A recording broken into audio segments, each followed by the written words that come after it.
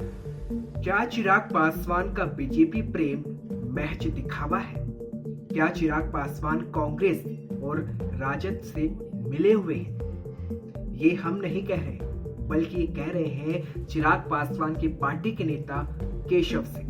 केशव सिंह वैसे यही नहीं रुके, उन्होंने यह तक कह दिया कि वो महागठबंधन को भी सपोर्ट कर रहे हैं और चिराग पासवान बीजेपी के साथ सिर्फ दिखावा कर रहे हैं क्योंकि उन्होंने एक व्यू रचना रची थी।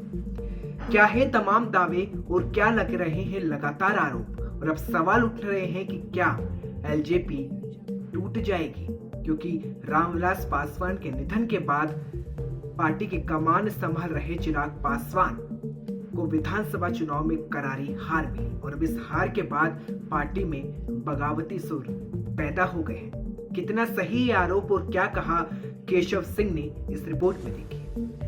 बिहार विधानसभा चुनाव के नतीजों ने लोक जनशक्ति पार्टी को भारी निराशा हाथ लगी है, यानी कि चिराग पासवान के तमाम दावे ढेर हो गए। एलजेपी की बुरी हार के बाद अब पार्टी में आंतरिक कलह भी शुरू हो गई है।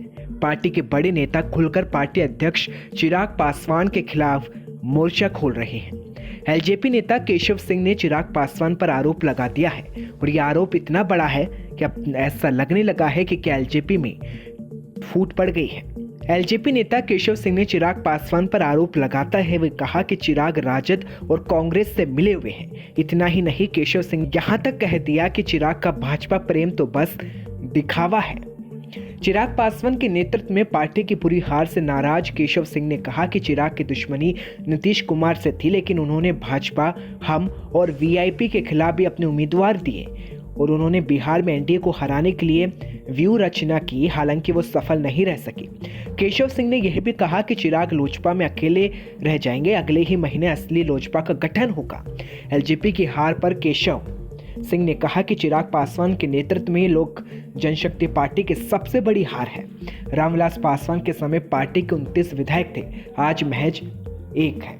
केशव सिंह ने यह भी कहा कि चिराग पासवान अंदर से महागठबंधन के लिए काम करते हैं, इसलिए तो राघोपुर और भागलपुर में भाजपा के खिलाफ उम्मीदवार खड़ा किया है। दोनों ही जगहों पर भाजपा की हार हो गई है। उन्होंने राघोपुर में तेजस्वी यादव को जिताने और भागलपुर में कांग्रेस के अजीत शर्मा को जितवाने में अहम भूमिका निभाई और आज तेजस्वी यादव बिहार विधानसभा में नेता प्रतिपक्ष बन गए, जबकि अजीत शर्मा कांग्रेस विधायक दल के नेता बन गए। वहीं तमाम आरोपों के बीच पार्टी की ओर से साफ कहा गया है कि ये सिर्फ बातें की जा रही है।